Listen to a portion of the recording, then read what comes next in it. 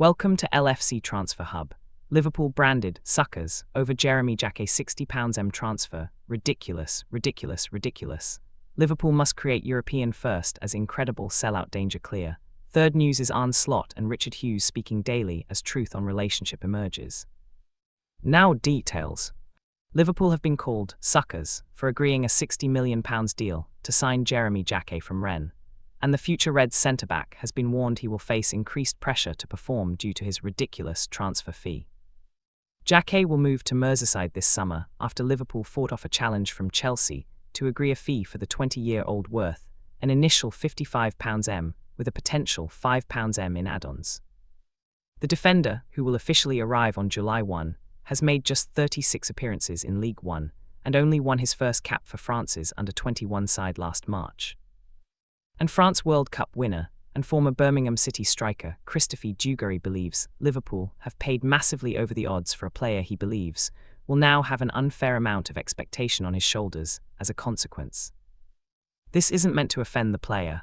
Honestly, he's not to blame at all, and we wish him all the best because he's a good player, said Dugarry.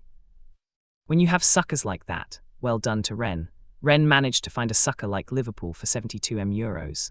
And even for poor little Jacquet, this transfer is going to put a lot of pressure on him. Even him, the poor kid, who is certainly a very good player, is going to arrive with a pall of pressure. His performances will be viewed differently, even though he doesn't deserve it. Those of us who know football, let's not try to justify this amount by saying it's because Liverpool has money or whatever. It's meaningless. I don't know what's going on, it's ridiculous. No, it's not supply and demand, it's ridiculous, it's ridiculous. Liverpool were in the summer of 2024 keen on young Lille centre-back Lenny Yoro, who instead joined Manchester United for £52M.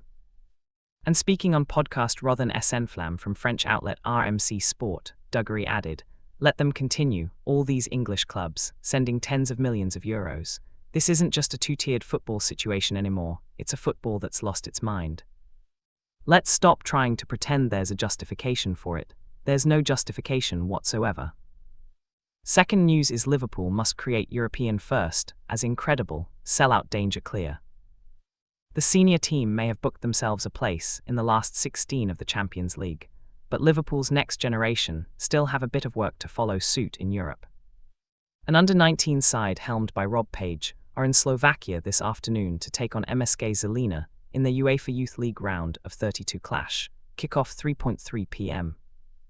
The young Reds can expect a hostile reception, with a sellout crowd of more than 10,000 anticipated at the Stadion Pod Dubnum, which is the home of the Žilina first team, for a clash that has captured the imagination of the country's fourth-largest city.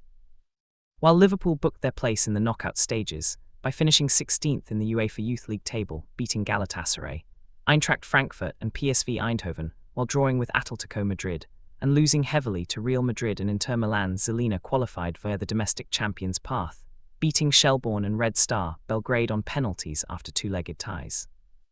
Games from this point onward in the competition, though, are one-off matches, meaning Liverpool will have to win an away knockout match in the competition for the first time if they are to maintain hope of at least matching their previous best UEFA Youth League performance of a quarter-final place. Trent Cone-Doherty, the 19-year-old winger featuring in the tournament for a third time, was Liverpool's top scorer during the opening stage with 3, while 18-year-old Josh Sonilambi notched twice. The U19 squad flew out on Monday morning in preparation for the game with key defender Welity Lucky still absent after a hamstring injury, and Page is braced for a tough encounter.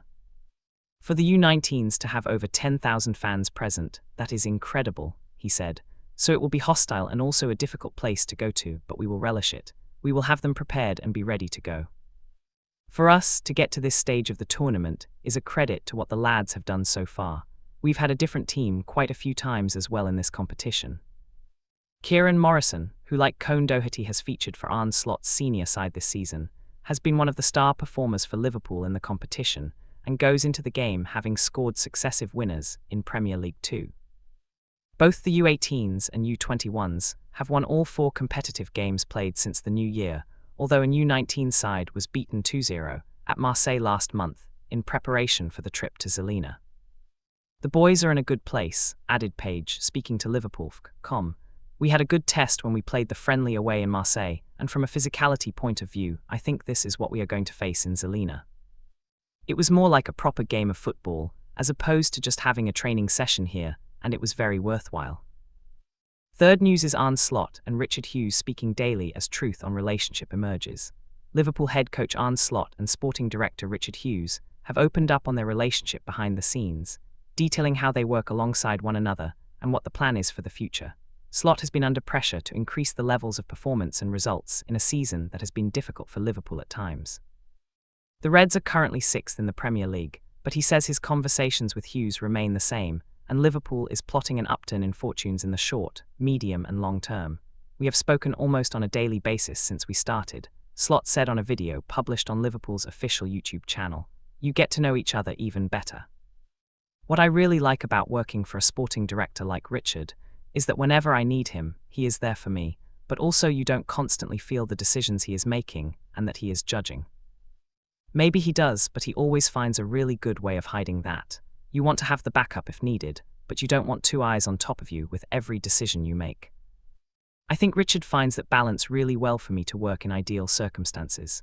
Fundamentally, there is the understanding for both parties that everything that involves matchday team selection and tactics, that is always the manager or head coach, that is their domain, Hughes said. It is very important not to spill into that. We talk about football and we talk about performances, but I always let Arne lead that. I will share an opinion, but waiting for the right time to share these things is critical. You have to have an opinion. There was an opinion that got Arne into the position that he is in, so you can't shy away from that. But once you have the right person and you believe in that person, the judgment is not something that is happening on a daily basis.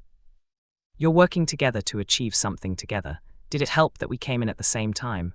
Possibly, probably, but it is more important that we had synergy right from the first moment. Understanding how he is as a manager, how he wants to work, and trying your best to put them in the best possible position to have all the tools that they require. That is what I feel my job is. On Monday, Liverpool confirmed the arrival of Jeremy Jacquet, who will come in during the summer. That $82 million, £60 million investment is the latest indication that the Reds are prepared to spend big for the right player and on someone with vast potential, given he is only 20. There is much more to come from this team than what we have shown in the first half of the season, Slot continued. Although once in a while we showed the face we can show and should show even more. Worked with sporting directors who are very keen on the ones they have signed. That is something that stands out with Richard and what makes him special. He is not only focused on the ones he signed. He is just there for Liverpool to win and not for his signings to do well. That is something that you don't always see with sporting directors. He has a low ego. There is great humility about Arne and he is a great communicator as well, Hughes added. Again, I talked about the media, and he is coming into a country where there is a lot more interviews, more than training at times it feels. That humility, you can't kid it when you are coming across that many times. He has a low ego and a high drive and motivation, which very much fits into the club ethos. The age of the guys we recruited is very deliberate, to make sure we're not only competitive now, but in the mid-term future. That is realistically all you can control, and you know under this ownership that the long-term future will also be bright. For Arne and I, the main thing is about making sure on the pitch, short-term and mid-term, people have a lot to look forward to.